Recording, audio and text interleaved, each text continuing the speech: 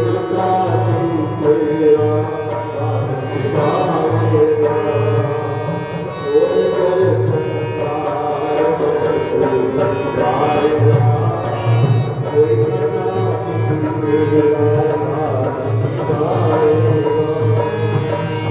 तेरा साथ निभाएगा, कोई न साथी तेरा साथ निभाएगा।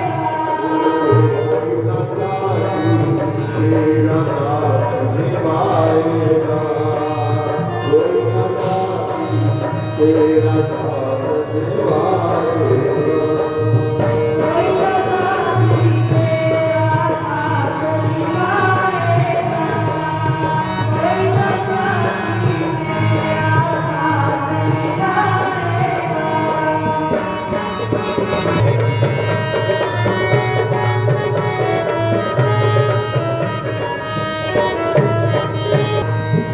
करे प्रभु का भजन किया, सत्संग किया न दो घड़िया, करे प्रभु का भजन किया, सत्संग किया न दो,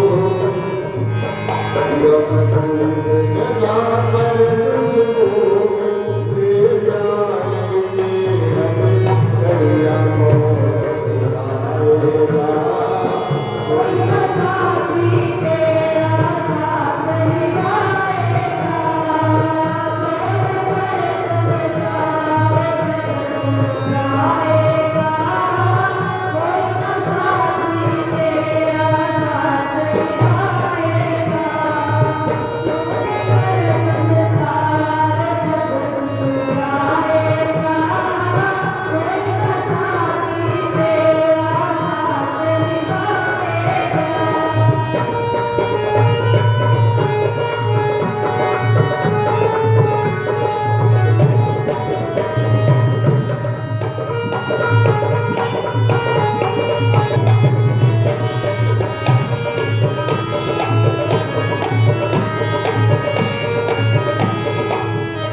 पेट भरने की खातिर क्यों पाप कमाता इस दिन, ओ इस पेट भरने की खातिर क्यों पाप कमाता इस दिन, सब सारे मिलके रंग कर तेरा याद लगेगी, एक दिन पाप हो जाएगा, कोई न साथी तेरा साथ निभाएगा, छोड़कर संसार जब जाएगा, कोई न साथी तेरा साथ निभाएगा।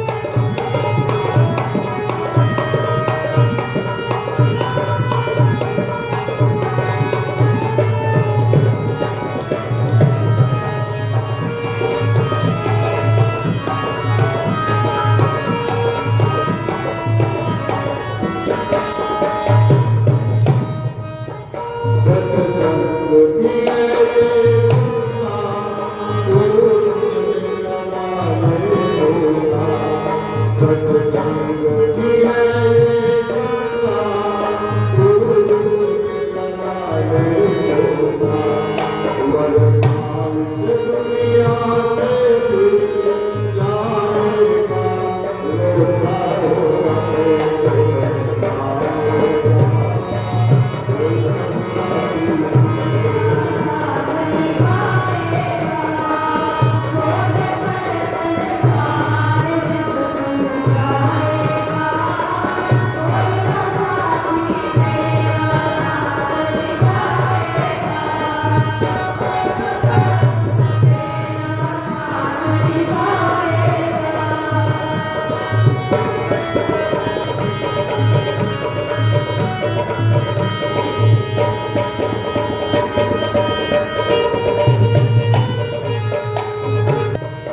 अब संत शरण में किस दिन दुख लगाने बंदे। अब संत शरण में किस दिन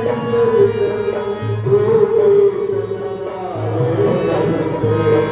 बन जाएंगे सब तेरे ये जन्म मन के, अंधकार हो जाएगा।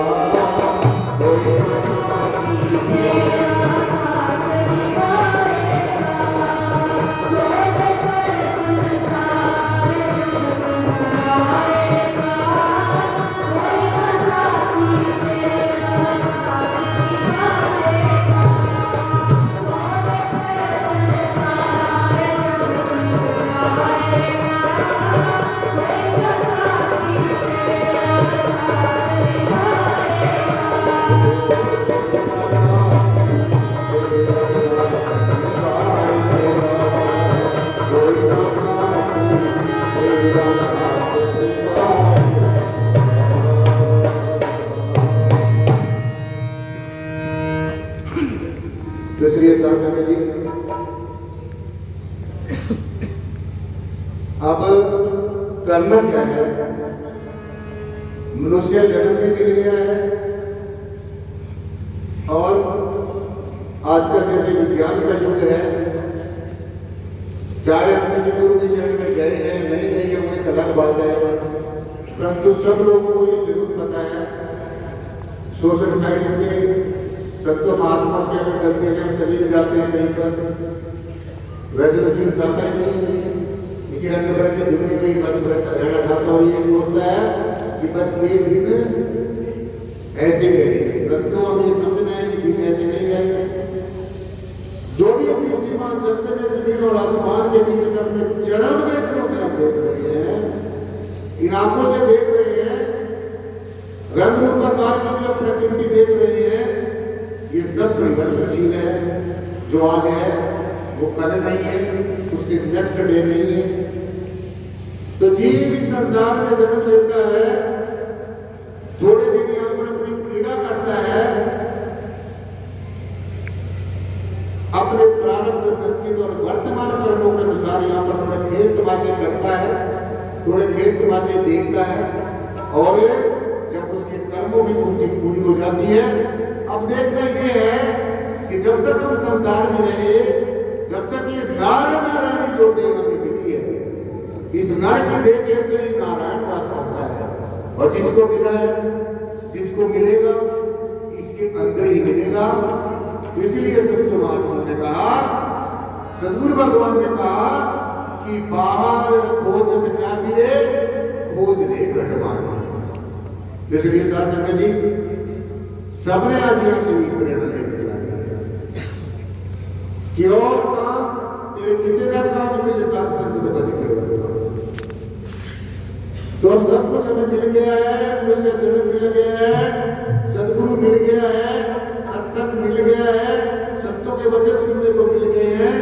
जैसे हमारी मीरा स्वरूपा जो बहन बैठी है, वो ये नहीं है कि इंसान आदमी भक्ति करने का उसको ये अधिकार मिला, बहनों को भी मिला है।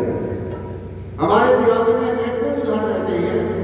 मीरा का उदाहरण है, रबिया का उदाहरण है, सैजो भाई का उदाहरण है, दया भाई का उदाहरण है, और सैजो भाई के तो वो भी अपने ऐसे ही बैठती है। उन्होंने सैजो भाई ने गुरु और परमात्मा के बीच की एक बात को ये बहनों ने खासकर ध्यान से सुना। तो सहजो भाई ने कहा है, गुरु न तजू हरि को न डालो। देखो कितनी उच्च बात, कितनी उच्च कोटि की बात, कितनी आत्मज्ञान की बात। गुरु न तजू हरि को न डालो और गुरु के समय हरि को न ले। तो बहन जी ने कहा, सहजो भाई ने कहा कि मैं परमात्मा को, मैं नहीं जानती परमात्मा को, बस मेरे सदगुरु है सब कुछ है। इसलिए हम कहते हैं गुरु ब्रह्मा गुरु विष्णु गुरु देव महेश्वरा, गुरु साक्षात परब्रह्म, जिसको परमात्मा कह रहे हैं वो भी सदगुरु है। अगर जीते जागते परमात्मा को, खाते पीते परमात्मा को, चलते फिरते परमात्मा को, हमारे साथ हंसते बोलते परमात्मा को देखना है तो वो हमारा जीता जागता सदगुरु है। हमारा जीता जागता सदगुरु ही जीता जागता परमात्मा है। क्योंकि जो जीता जागता सदगुरु, और कौन सा सदगुरु? जो सदगुरु पहले चले गए वो आपको संदेश देने के लिए नहीं आएंगे। समय का सदगुरु चाहिए, टाइमली स्पिरिचुअल गाइड चाहिए। और हम लोग क्या करते हैं, जो पहले सदगुरु, यही कारण है कि जो लोग हैं जो पहले सदगुरुओं के तरह तरह के बुत बना लेते हैं, मूर्तियां बना लेते हैं, तो पूछना शुरू कर देते हैं। हालांकि गुरु जी ने कहा, तोड़ू न पाती पूछू न देवा सहज समाधि करूं गुरु से हो।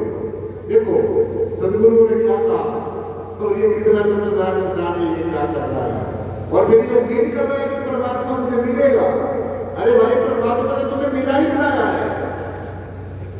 परमात्मा को खोजने की जरूरत नहीं है, खोजा उस चीज को जाता है जो कभी गुम हो गई हो।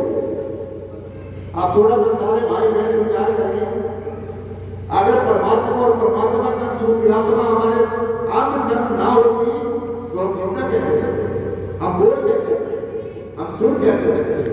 हम जानते हैं परमात्मा को, नहीं जानते हुए अलग इशू है, परंतु ये समझ रहे हैं कि जब सब कुछ हो रहा है, इसका मतलब ये है कि हमारे अंदर कोई ना कोई ऐसी शक्ति है, कोई ना कोई ऐसी एग्जिस्टेंस है, कोई ना कोई ऐसा है पता है जो अपने तरीके से एक बड़े सिस्टमेटिकली ढंग से हम लोगों को चला रहा है, इस सारी कायनात को चला रहा है, इस सारी खिलकत को चला रहा है। खालक खलक खलक में खालक। और देखो कितनी अद्भुत बात है, खालक खलक खलक में खालक, यानी कि खालक खलक खलक में खालक पूर्ण में सब बताई, पूरे का पूरा। ऐसा नहीं है कि कहीं पर परमात्मा ज्यादा है कहीं पर कम है, पूरे का पूरा। पूर्णमिदं पूर्णात् पूर्णमुदच्यते पूर्णस्य पूर्णमादाय पूर्णमेवावशिष्यते। परमेश्वर की परिभाषा है। वैसे तो परमात्मा की कोई विशेष परिभाषा नहीं है, कोई कुछ समझता है कोई कुछ समझता है, लेकिन हमारे ऋषियों ने, ऋषियों ने, तपस्वियों ने, योगियों ने, सन्यासियों ने जो परिभाषा बताई है, पूर्णमदः परमेश्वर परब्रह्म पूर्णाकार सर्वाधार विश्वाधार परम तत्व, इस सारी सृष्टि का करता धरता अपने आप में परिपूर्ण है। पूर्णमदः पूर्णमिदं, और जो पूर्ण से पैदा होता है वो भी पूर्ण होता है, और जो परिपूर्ण होता है, जो एब्सोल्यूट एंड कंप्लीटनेस होता है, तो उसमें ना कुछ घटाया जा सकता है और ना कुछ उसके अंदर जोड़ा जा सकता है, ना उसको भागों में बांटा जा सकता है, ना उसको तकसीम किया जा सकता है, ना उसको गुणा किया जा सकता है। वो एज इट इज है, हर हाथ में हर काल में एज इट इज रहता है, जो का जो रहता है। भगवान कृष्ण ने गीता में अर्जुन को पावना उपदेश देते हुए कही, जो जरूर ने पूछा भगवान में आत्मा क्या होती है, और आपके अंदर ये सवाल होता होगा, ये संत महात्मा जगह जगह लेक्चर देते हैं, पढ़ते हैं आत्मा है आत्मा है, but what is the exact meaning of आत्मा?